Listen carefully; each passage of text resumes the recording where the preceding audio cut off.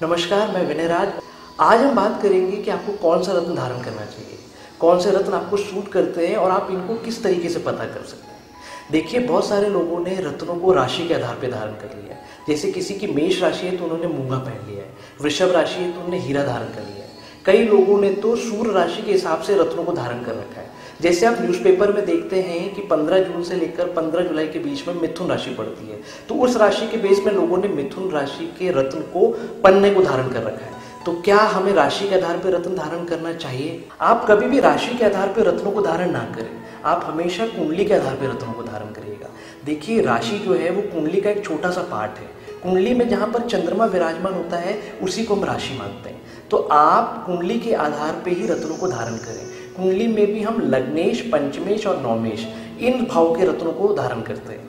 देखिए, कुंडली में 12 भाव होते हैं और हर भाव अपनी अपनी जगह पे हमारी लाइफ के अलग अलग चीज़ों को रिप्रेजेंट करता है। जैसे कुंडली में जो पहला भाव है वो हमारा कॉन्फिडेंस है, हमारा विल पावर है, हमारी हेल्थ है और साथ ही साथ यहाँ से हम कितना नेम, फेम और प्रतिष्ठा पाएंगे, ये सब कुछ हम पहले भाव से देखते हैं।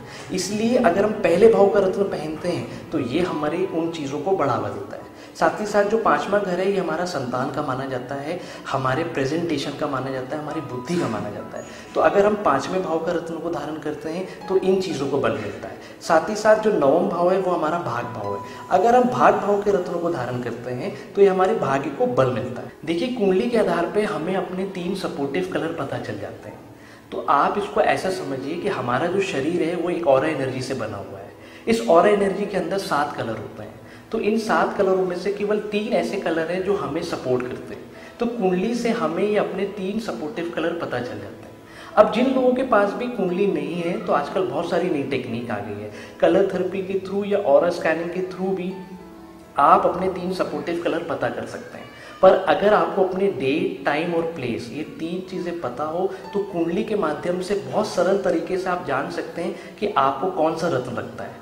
तो जब भी आप कुंडली के आधार पर रत्न पहनते हैं वो बहुत ही लॉजिकल होते हैं और ये सीधे हमारे इन 3 भावों को असर करते हैं और हमारी पूरी लाइफ जो है वो इन 3 भावों से ही चलती है। तो जिन लोगों ने भी रत्न राशि के आधार पर धारण किए हुए हैं हो सकता हो वो रत्न उनको नुकसान कर जाए, क्योंकि बिल्कुल ज़रूरी नहीं है कि जो आपका राशि रत्न हो वही आपका सपोर्टिव कलर हो। इसको आप ऐसा समझिए कि आपकी मेष लग्न की कुंडली है और तुला राशि बनती है। तो मेष लग्न के हिसाब से जो लग्नेश है वो बनते हैं मंगल, तो पहला रत्न होगा मूंगा। पंचम भाव के जो स्वामी है वो बनते हैं सूर्यदेव, तो लगेगा आपको मानिक। और 9 भाव के जो स्वामी होते हैं वो बनते हैं बृहस्पति, तो आपको लगता है पीला पुखराज। तो इसके हिसाब से मेष लग्न में मूंगा, मानिक और पीला पुखराज ये 3 रत्न सबसे ज़्यादा सपोर्टिव होते हैं। पर आपने तुला राशि के आधार पर हीरे रत्न को धारण कर लिया है तो ये 100% आपको नुकसान करेगा। इसलिए जिन लोगों को भी रत्न पहनने के बाद उसके नेगेटिव रिजल्ट आते हैं या जो लोगों के लिए भी रत्न फलते नहीं है उसका मूल कारण यही है।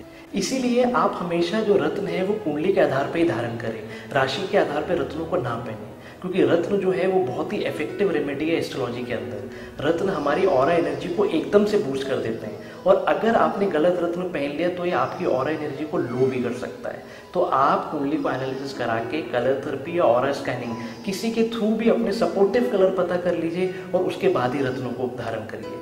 बहुत सारे लोग रत्नों को धारण करना चाहते हैं और बहुत सारे लोगों ने रत्नों को पहना भी है, पर 70% से ज़्यादा लोगों ने नकली रत्नों को धारण किया है। तो अगर आप नकली रत्न धारण करेंगे तो इसका असर आपके जीवन में कभी भी नहीं आएगा। आप हमेशा ओरिजिनल और असली रत्न पहनिए, क्योंकि यही आपकी ऑरा एनर्जीज को बढ़ाते हैं। आप हमारे साथ जुड़े रहिए, मैं काम की बातें लाता रहूँगा। तब तक के लिए नमस्कार।